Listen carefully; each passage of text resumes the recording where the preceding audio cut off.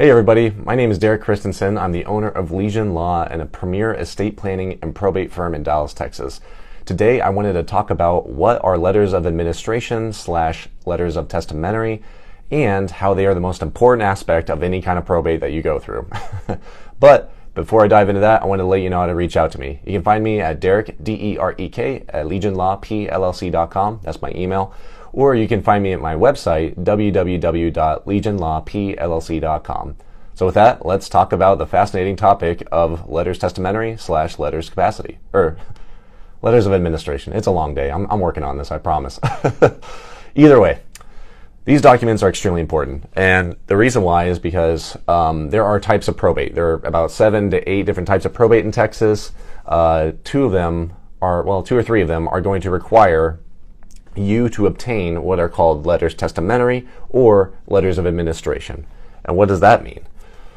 So these letters are not actual letters. They're not, man, I've got a fluff on my nose. It's really itchy. These letters are not, they're not actual letters. They're not like, Dear John, I love you so much. Here's a good, nice note. Love, Dad. Nothing like that. These are not actual letters. They're actually one-page documents that simply state, on this day, we had a hearing about this matter. Here's the case file number. And it's a formal document from a judge that says, we're putting this person in charge to resolve this person's estate. That's pretty much it. And it's signed by the judge. It's notarized. It's good to go. And what you will do is you will take these letters of administration or letters of testamentary. You'll take them to whatever institution you need to access the assets for. So if you have a bank account in a deceased person's name and you need to access that bank account, then you take that letter of testamentary and you go to that bank and you say, hi, I have this letter testamentary. Let me access the bank account. And they'll ask for the letters and probably a death certificate and maybe the will as well, if there is a will. And if you have those 3 documents or 2 documents, then you'll be able to access those banks. And you're good to go. The same thing for real estate. You'll go to a title company and you'll say, hey, we're selling this house or we're transferring it to the children in equal shares or whatever. So we're doing this transaction. Can you approve the transaction? I promise I'm the person in charge because my name is on these letters. And they will accept it and do what you ask. So the letters are the most important part of probate. They will give you everything that you're looking for. If you do not have these letters, you will not be able to access the accounts or the assets that you need to get into. So it's very, very important that you obtain these. It's also very important that you get multiple copies. You get them directly from the court. They will email them to you, or you can have the PDF. You can scan them in technically, and some people will accept PDFs, but sometimes you also need to get physical copies. And so if you order 6 or 7, you're good to go. That's pretty much it. So this will only happen. You only get these letters in certain types of probate. Again, if you're doing an application to probate a will for letters testamentary, that's where you're going to get letters testamentary. Letters testamentary is really just saying testament. The testament part is referring to the will. So if you have a will and you're going through this type of probate, you'll get the letters testamentary.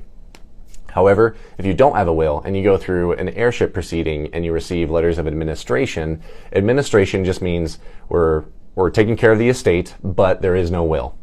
So that's pretty much it. So with that, you really do want to get these documents, but there are sometimes more appropriate forms of probate. You don't always have to get these documents. And in fact, you really need the letters and you need to go through these more advanced forms of probate only in circumstances where it's an asset that's really important to acquire. There are no other types of probate that can resolve it, and there are no beneficiary designations on those assets. Oftentimes, retirement accounts are a big issue. Bank accounts are a big issue.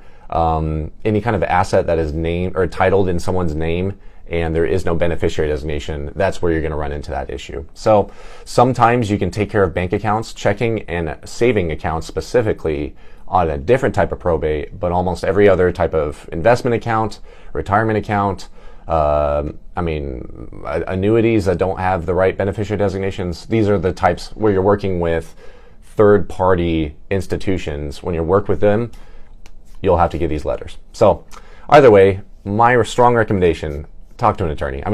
Letters of administration and letters of testamentary are simply not something that a layperson can do. Actually, it's against the law in Texas to represent yourself in those proceedings.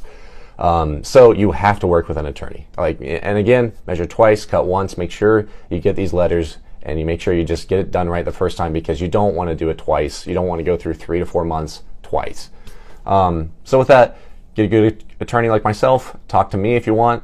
Ask questions. I'd be more than happy to answer them. You can find me in my email, Derek, D-E-R-E-K, at legionlawpllc.com. Or you can go to my website and go to the Contact Us page, where you can schedule a free consultation over the phone directly onto my calendar at www.legionlawpllc.com. So with that, thank you so much for watching and have a great day.